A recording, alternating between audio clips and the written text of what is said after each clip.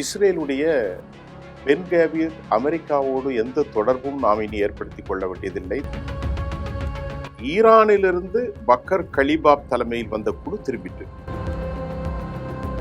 சீனா போன்ற நாடுகள் அமெரிக்க டாலரில் வர்த்தகம் செய்ய மாட்டார்கள், நாங்கள் தொடர்ந்து உங்களை இல்லாமல் ஆக்குவோம், தாக்குவோம் என தேவையற்ற உளறல் வார்த்தைகளை அவர் கொட்டி தீர்த்தார். 15,000 கோடி ரூபாய் அளவிற்கு அவர்கள் எண்ணெய் வித்திருக்கிறார்கள். ஈரானியர்கள் தடை செய்யப்பட்டதை ஒரு $10-15 குறைவாகத்தான் விற்பனை செய்து வந்தார்கள் சீனாவுக்கு.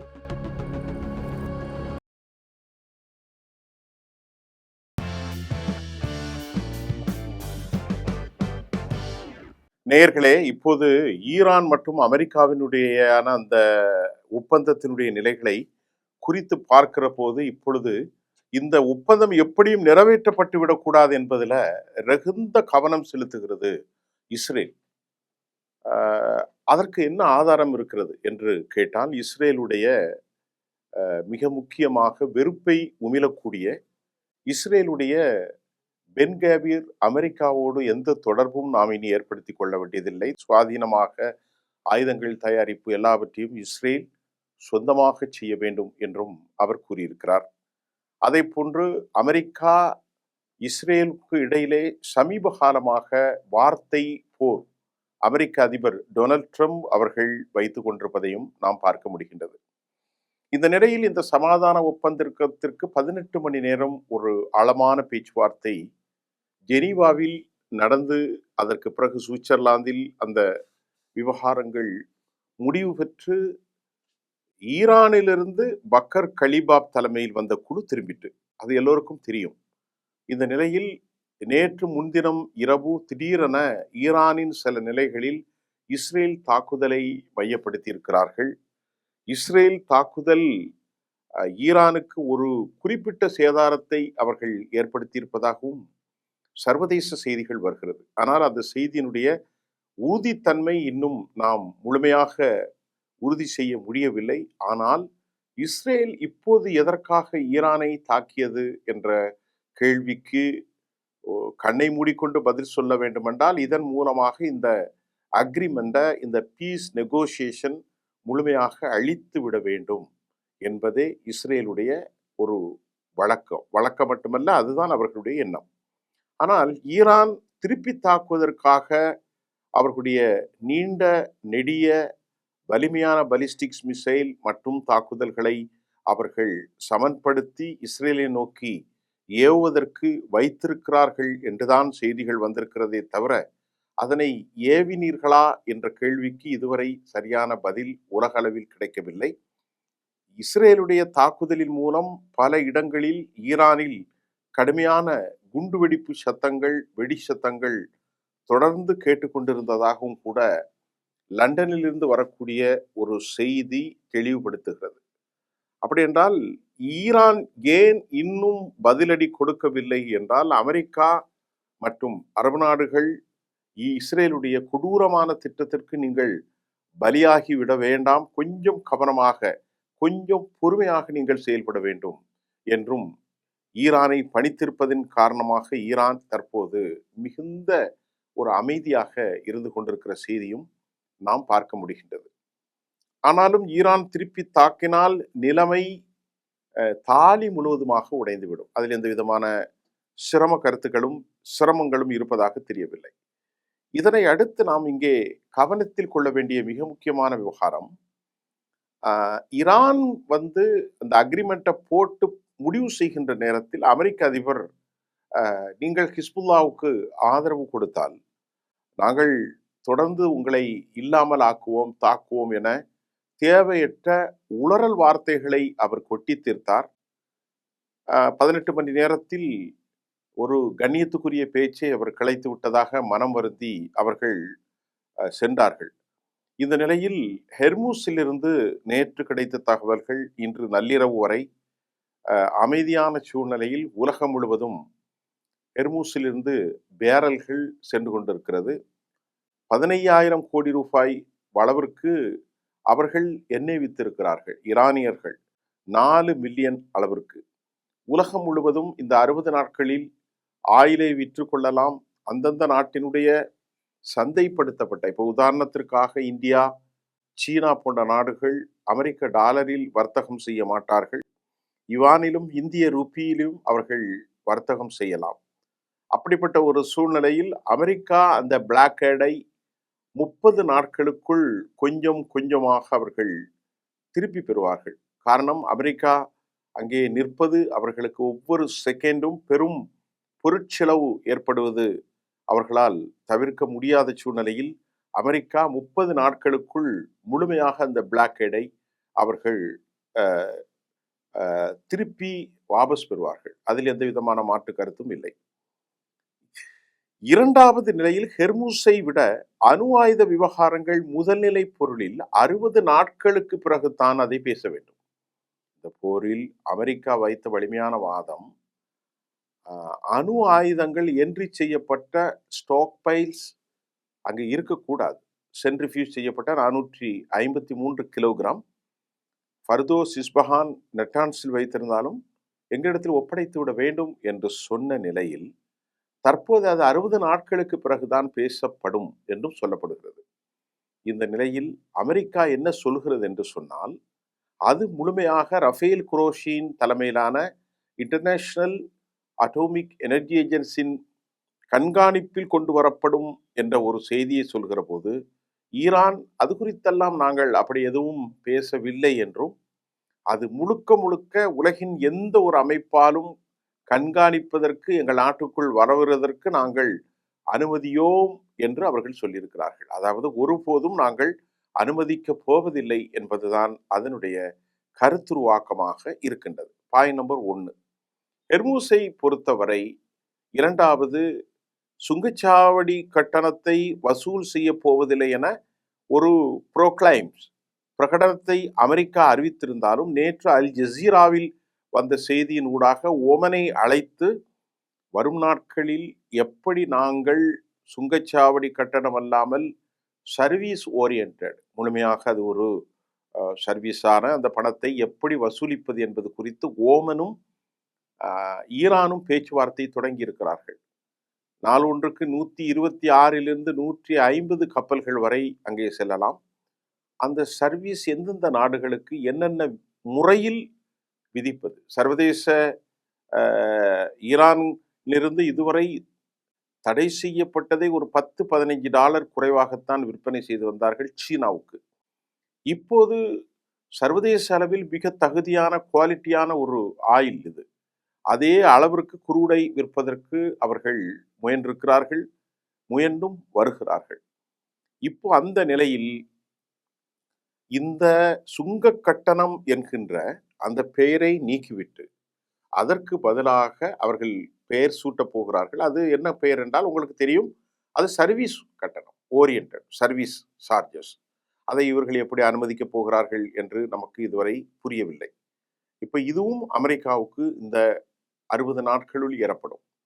மூன்றாவதாக 167 பில்லியனை தாண்டி 20 பில்லியன் முதலாக ஃப்ரோசன் அசட்டில் இருக்கக்கூடிய பணத்தை விடுவிக்க வேண்டும் என்பதை அமெரிக்கா விடுவிப்பு செய்திருக்கிறது. காரணம், அதில் அமெரிக்கா சொல்கிறது, நாங்கள் $12 பில்லியன் விடுவிப்பு செய்வோம், அதை கையில் கொடுக்க மாட்டோம். அதிலே நாங்கள் அங்கே எங்கள் அக்கௌண்டிலிருந்து ஈரானுடைய வங்கிக்கு மாற்றப்படாது, டிரான்சாக்ஷன் நடக்காது. அமெரிக்கா அந்த பணத்தை வைத்துக்கொண்டு ஈரானுக்கு தேவையான 24 பில்லியனில் 12 பில்லியனை முதல் கட்டமாகவும், ஈரானுக்கு தேவையான மருந்து பொருட்களையும் அமெரிக்க விவசாயிகளிடத்திலே இருந்து அவர்கள் தேவையானதை பெற்றுக்கொள்ளலாம். மக்காச்சோளம், கான், எது வேண்டாலும் அமெரிக்க விவசாயிகளிடத்திலிருந்து பெற்றுக்கொண்டு அதனை ஈரானுக்கு அனுப்பி இந்த பணத்திலே நாங்கள் வர வைத்துக் கொள்வோம் என்று ஒரு குழப்பம் நிறைந்த விவகாரத்தை இவர்கள் சொல்கிறார்கள். ஈரானியர்கள் அவருடைய பணத்தை அவரிடத்தில் ஒப்படைப்பதுதானே சதி. அவருடைய பணத்தை அவர்களிடத்தில் ஒப்படைக்கலாம். அமெரிக்கா எப்படி இதைவிட கம்மியாக வாங்குவார்கள்? பக்கத்தில் இருக்கும் நாடுகளோடு ஆப்கனில் வாங்கலாம், பாகிஸ்தானில் வாங்கலாம், இந்தியாவில் வாங்கலாம், சீனாவில் வாங்கலாம். அரபு நாடுகளில் பல பக்கத்தில் இருக்கக்கூடிய கஜகஸ்தான், உஸ்பெகிஸ்தான், அசர்பைஜான் எங்கு வாங்கலாம். நீங்கள் எங்கள் நாட்டில் தான் வாங்க வேண்டும், எங்கள் நாட்டு விவசாயிகளிடத்தான் வாங்கணும், கலிபோர்னியாவிலிருந்தும் டெக்சஸிலிருந்தும் நாங்கள் அனுப்புகிறோம், நாங்கள் அதில் வர வைப்போம் என்று அமெரிக்கா தேவையில்லாத பிரச்சனை மீண்டும் மீண்டும் கிளப்பி கொண்டு இருக்கிறார்கள். மறுபடியும் கூட நாங்கள் அடையாளம் தெரியாமல் தாக்குவோம் என உளறுகிறார் அமெரிக்க அதிபர். இதை தவிர்த்து அடுத்தடுத்த கட்டத்திற்கு எல்லா விவகாரங்களும், பிராக்சிகளுக்கு ஆதரவு கொடுப்பது, ஏவுகணைகள் தயாரிப்பது, இது போன்ற பல்வேறு விடயங்கள் எல்லாவற்றிலும் ஈரானுடைய குரல்கள் மேலோங்கி இருந்தாலும் இந்த அக்ரிமெண்ட் உண்மையிலேயே ஹவு இஸ் இட் பாசிபிள், இது எவ்வாறு சாத்தியம், ஹவு லாங், எவ்வளவு காலம் சாத்தியம் என்ற கேள்விக்கு நமக்கு விடை தெரியவில்லை என்பதை தாண்டி ஒரு சந்தேகம் உலகில் உள்ள அனைவருக்கும் உண்டு. குறிப்பாக ஈரானியர்களுக்கும் இந்த சந்தேகம் எழுந்திருக்கிறது. அமெரிக்கா தற்போதுள்ள நிலையில் லெபனானில் தாக்குதல்களை நிறுத்த வேண்டும் என ஒரு குழுவை அமைத்தார்கள். அமெரிக்கா, ஈரான், லெபனான் 3 பேரும் அந்த குழுவில் இருக்கிறார்கள். அவர்கள் இட்டாலியன் ரிவருக்கு பக்கத்தில் லெபனானுடைய தென்பகுதி, அதே போன்று இஸ்ரேலுடைய வடக்கு பகுதி, மஞ்சள் கரை அந்த பக்கத்தில் இருந்த மொத்தம் 12 குழுக்களில் 6 இராணுவ குழுக்கள் திரும்பிவிட்டார்கள். ஆனால் மீதி இருக்கக்கூடிய 6 இராணுவ குழுக்களை நாங்கள் நிலைப்படுத்துவோம். இஃப் அந்த வார்த்தை பயன்படுத்துகிறார்கள். எதுவரை என்றால், நாங்கள் எங்கள் நாட்டுக்கு ஹிஸ்புல்லாவுடைய இராணுவத்தால் பாதிப்பில்லை என்பதை உணரும் வரை நாங்கள் உள்ளே இருப்போம் என்று அவர்கள் சொல்வதும், ஏற்கனவே சிரியாவிலும் இதே போன்ற நிலை, ஏற்கனவே காசாவிலும் இதே போன்ற நிலை, ஏற்கனவே லெபனானிலும் இது போன்ற நிலை. இதை எப்படி தீர்க்கப் போகிறார்கள்? ஏற்கனவே நான் செய்தியினுடைய ஆரம்பத்தில் சொன்ன மாதிரி ஈரானுடைய சில பகுதிகளை வெடிச்சத்தம் கேட்டது தாக்குதலை இஸ்ரேல் நடத்தியிருப்பதாக செய்திகள் வந்திருக்கிற போது, ஒட்டுமொத்தமாக இந்த அமிகபிள் செட்டில்மெண்ட், இந்த சீஸ்ஃபயர், ட்ரூஸை அழித்து விட வேண்டும் என்பதில் அவர் சொல்கிறார். பெசலில் சுமோட்ரிச்சும் பென்கேவேரும் பெஞ்சமின் நெத்தானியாகும் நாப்தலின் பெனட் போன்றவர்கள் இதே கருத்தை தான் வைத்து கொண்டிருக்கிறார்கள். அடுத்து நாப்தலின் பெனட்டுடைய கூட்டாட்சி வந்தாலும் இதுதான் நடக்கும். ஆக இப்படிப்பட்ட ஒரு கடுமையான சிக்கலில் அமெரிக்கா தனது படைகளை மாற்றம் செய்வதற்கு அவருடைய பொருளாதார சிக்கல் மிக கடுமையான சிக்கலை ஏற்படுத்தியிருக்கிறது. மிக முக்கியமாக அமெரிக்கா காங்கிரஸ் இடத்தில் 1.5 ட்ரில்லியன் மணி கேட்கிறார்கள். இந்த போரில் அவர்கள் இழந்தது மட்டுமல்ல, அடுத்து இராணுவத்தினுடைய மேம்பாட்டிற்கு 150 லட்சம் கோடியை அமெரிக்கா காங்கிரஸ் இடத்திலே கேட்கின்ற போது அவர்கள் அந்த பணத்தை கொடுப்பதற்காக சாத்தியக்கூறு இல்லை என்பது சொல்லப்படுகிறது. காரணம், அமெரிக்கா காங்கிரஸ் என்பது எல்லா கட்சிகளும் உண்டு, செனட் சபையிலும் அப்படித்தான் 100 உறுப்பினர்கள் உண்டு. இப்பொழுது அவர்கள் கேட்பது இதை கொடுப்பதற்கு சாத்தியமில்லை. அமெரிக்காவில் ஏற்கனவே உள்ளூர் பொருளாதாரம், ரெசஷன், மந்தநிலை, இன்ஃப்ளேஷன், இப்படி பல்வேறு நிலைகளில் அமெரிக்கா காங்கிரஸ் இந்த பணத்தை கொடுப்பதற்கு தயக்கத்தில் அமெரிக்கா ஏற்கனவே தாக்குதலுக்கு நடக்கிற போது அவர்கள் 8-10 லட்சம் கோடிக்கு மேல் செலவழித்திருக்கிறார்கள். இராணுவத்திற்கு 150 ட்ரில்லியன், அதாவது 1.5 ட்ரில்லியன், 150 லட்சம் கோடி, இதிலே ஒரு 20 லட்சம் கோடிக்கு மேல். இதை தவிர்த்து அமெரிக்காவுடைய நிலைகள், அல் உதீத் தளம், அதே மாதிரி சுல்தான் பேஸ், அதே போன்று ஜோர்டானில் இருக்கக்கூடிய தளம், 5th ஃப்ளீட் பஹ்ரைனில், குவைத்தில் இருக்கும் இராணுவ தளங்கள், மொத்தத்தில் 13 தளங்களில் இருக்கக்கூடிய 278 நிலைகள், நிறைய ரேடார்கள் எல்லாம் போனது. இதை எல்லாவற்றையும் சரி செய்வதற்கு பல லட்சம் கோடி ஆகும். அப்போ இராணுவத்திற்கு கேட்கிற இந்த நிதி 150 லட்சம் கோடி, போரில் இழந்த கோடி, போரில் அடிக்கப்பட்டு தாரவாக்கப்பட்ட பொருட்கள், தளவாடங்களை மேம்படுத்துவதற்கு, உதிரி பாகங்களை புதிதாக செய்வதற்கு, புது புது ரேடார்களை நிறுவிப்பதற்கு செலவு பல லட்சம். அமெரிக்கா இந்த நிலையில் ஒரு காலமும் இனி ஈரானோடு போரிடுவதற்கான வாய்ப்புகள் இல்லை. இதெல்லாம் சரி பண்ணுவதற்கு அவர்கிட்ட நிதி இல்லை. ஆர்சனல்லையும் குடோன்களிலும் ஆயுதங்கள் இல்லை. ஃபோர்டு கம்பெனி போன்ற கம்பெனிகளிடத்தில் அவர்கள் ஆயுதங்களை செய்வதற்கான டெண்டர்களை ஐரோப்பா நாடுகளிலும் கொடுத்து வருகிறார்கள். இப்படி கடுமையான சூழலில் அவர் பேசி கொண்டிருப்பது அர்த்தமற்றதாகத்தான் தெரிகின்றது. இஸ்ரேல் எந்த நிலையிலும் குழப்ப வேண்டும். இப்பொழுது அவர்கள் இஸ்ரேலுக்கு ஆயுதங்களை கொடுக்காத பட்சத்தில் இஸ்ரேல் எப்படி போரிடப் போகிறார்கள்? அது ஒரு பிரச்சனை வரும். இஸ்ரேலுக்கு உலகத்தில் எந்த நாடும் ஆயுதத்தை கொடுக்க போகாது. கள்ளச்சந்தையில் வாங்கினால் அமெரிக்காவை போன்ற ஆயுதங்கள் கிடைக்காது. ஆகவே இஸ்ரேலுக்கு அவர்கள் முதற்கண் எரிவதை பிடுங்கினால் கொதிப்பது நிற்கும் என்பதை போன்று அமெரிக்கா நிறுத்தியாக வேண்டும். அதை தாண்டி யூதர்களின் லாபி அதிகமானது. அதை எப்படி சமாளிப்பார்கள் என்பது ஒரு கேள்வி. இன்றைக்கு இந்த ஒப்பந்தத்தின் வாயிலாக தற்போது ஹெர்மூஸ் ஒரு பெரிய அளவில் கப்பல்கள் செல்லவில்லை. ஆனால் ஓரளவுக்கு சென்று கொண்டே இருக்கிறது. அது வரும் நாட்களில் அதிகரிக்கும். அதே போன்று அணு ஆயுதங்கள் குறித்து பேச்சுவார்த்தைகள் நடத்தப்படும் என்றாலும் உள்நாட்டுக்குள் எந்த ஒரு ஆயுத சக்தியும் நாங்கள் அனுமதிக்கப் போவதில்லை என பக்கர் கலிபாப் மட்டும் மூத்த தலைவர்கள் சென்றார்கள். பக்கர் கலிபாப் மட்டும் செல்லவில்லை. அப்பாஸ் அராகச்சி, அதே மாதிரி பல தலைவர்கள், பக்ரி போன்றவர்கள், வங்கித்துறை, ஃபினான்ஷியல் எல்லாருமே சென்றிருக்கிறார்கள். அவர்கள் ரொம்ப அதிகரித்து செல்லும் போது அமெரிக்கா உடைய வார்த்தைகள் அவர்களை காயப்படுத்தியது. நல்ல ஒரு அமைதியான பேச்சுவார்த்தைக்கு நாம் அமர்ந்திருக்கிற போது இப்படி பேசுகிறாரே என்று அவர்கள் வெளியேறினார்கள். இதற்கிடையிலே பாகிஸ்தானுக்கு மசூத் பெஷஸ்கியானும் அப்பாஸ் அராகச்சியும் சென்று தங்களுடைய நன்றியை தெரிவித்திருக்கிறார்கள். அது ஒரு பெரிய அளவிலே பாகிஸ்தான் சர்வதேச அளவில் முக்கியத்துவம் வாய்ந்த ஒரு நாடாக மாறியிருக்கிறது. இடியப்ப சிக்கலுக்கு தீர்வு கண்ட ஒரு தேசமாக அவர்கள் மாறியிருப்பதால் 4 லட்சத்திற்கு மேற்பட்டவர்களுக்கு வேலைவாய்ப்பு கொடுப்பார்கள். அதை நான் அடுத்த டாப்பிக்கில் உங்களுக்கு தரப்போகிறேன். சவுதி அரேபியா எது மாதிரியான வேலைவாய்ப்புகளை கொடுக்க போகிறார்கள்?